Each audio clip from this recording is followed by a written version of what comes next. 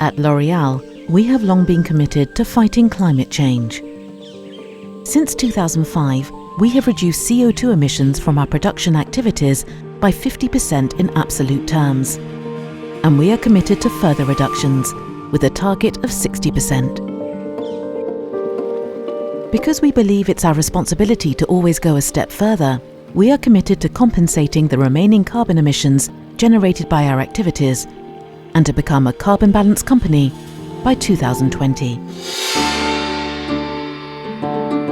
To achieve our goal, we will be working on our own value chain, generating carbon gains through our sustainable sourcing projects. 3 types of projects in line with the mechanisms approved by the United Nations under the Kyoto Protocol have been identified to reduce emissions associated with our sourcing of renewable raw materials, improving the energy efficiency of our supply chains, developing sustainable forestry projects, and implementing sustainable agricultural practices. The first type of project is about energy efficiency. In Burkina Faso, for example, we source shea nuts from over 22,000 women.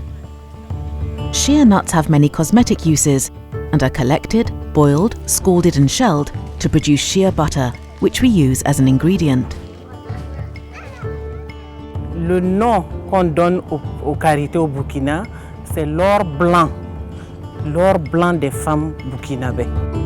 Shea is a precious raw material, but the various stages of processing it may have an impact on the environment.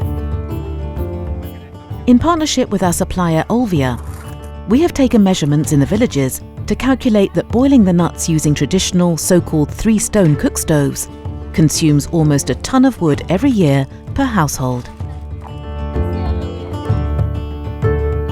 By offering to women the option of using improved cook stoves, we can help them to improve their working conditions, save on the amount of wood they use, and increase the energy efficiency of their activities to generate carbon gains.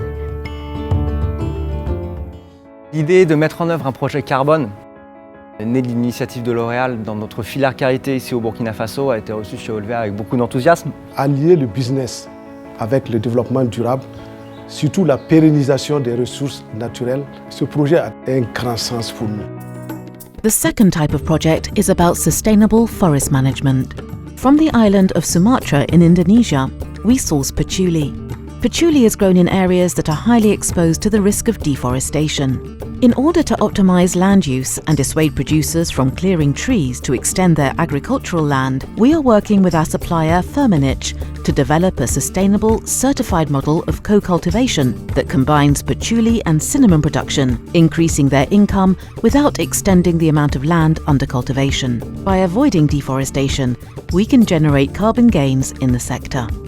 The third type of project is about improving agricultural practices. In Bolivia, we source quinoa husk, a byproduct of the food industry, from 250 farmers in the Uyuni and Potosi regions.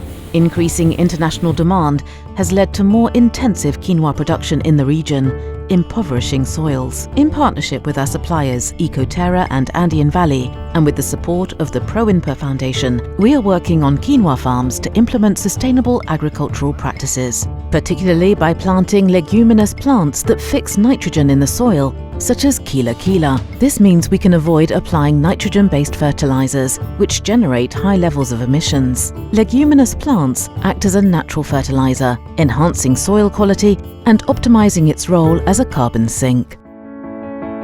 Inspired by renowned international standards and supported by a panel of experts from all over the world, chaired by Professor Christian de Pertuis, we are working on a methodology to drive the development of innovative projects to reduce carbon emissions in our sourcing projects and calculate the gains generated. This will enable us to balance our emissions to become a carbon balanced group by 2020.